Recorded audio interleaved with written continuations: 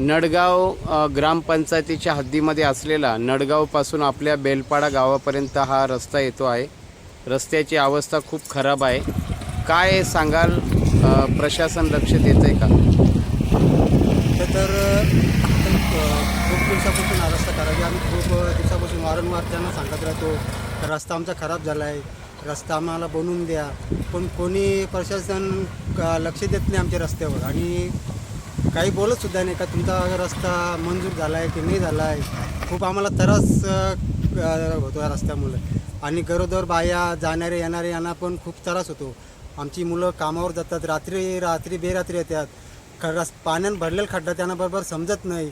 परतात त्यांचा अपघात होतो, कोणत्या पायावर लागला, कोणाचे हातावर मार लागला, असे भरपूर झालेले आहेत. अधिकारी येतात का? अधिकारी येत नाही, अधिकारी कोणी लक्ष देत नाहीत. डांबर तर निघालेले आहे डांबर तर रस्त्यावर. पूर्णच निघाले. हां. जवळजवळ 2 वर्ष झाली हा रस्ता खराब झालेले. कोणी अधिकारी लक्ष देत नाही या रस्त्यावर. काय मागणी आहे तुमची? आमची मागणीची आम्हाला रस्ता आम्हाला बनवून पाहिजे. दुसरी आम्हाला काय मागणी, आमचा जसा पहिला रस्ता होता तसा आम्हाला रस्ता बनवून पाहिजे. किती वर्षे झाली? जवळजवळ 2-2.5 वर्ष झाली या रस्त्याला. रस्ता खराब झालेला आहे, कोणी बनवित नाही. सुधे साधारण त्याचे दुरुस्ती पण करत नाही का, खड्डे भरीत नाही, काहीच नाही. जसे खड्डे पडले त्याचे खड्डे पडून गेले, खड्डे पण भरीत नाही, काहीच नाही. रस्त्याचं काय लेवल दिसते का रस्त्याला? रस्त्याला लेवल नाही आहे. पुढे मोरे दबलेले आहेत, पुढे मोरे फुटलेले आहेत.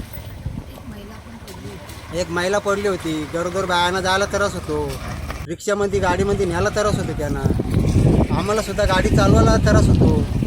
आमची मला रिक्षा चालवायला सुद्धा त्रास होतो या रस्त्याला. माझी रिक्षाचे 3 टायर आहेत, 3 टायर कुठल्या खड्ड्यामध्ये टाकून. आणि गरोदर बाई असली, पेशंट असला, हायवे जर पेशंट न्यायचा असला त्याला सुद्धा टायमावर नेता येत नाही आम्हाला. विंचू चावलेला पेशंट असेल, आता पाण्या पावसामध्ये विंचू चावतो, साप चावलेला पेशंट असेल, त्यांना सुद्धा आम्हाला गाडीवर नेता येत नाही दवाखान्यामध्ये. अशी परिस्थिती आमच्या रस्त्याची.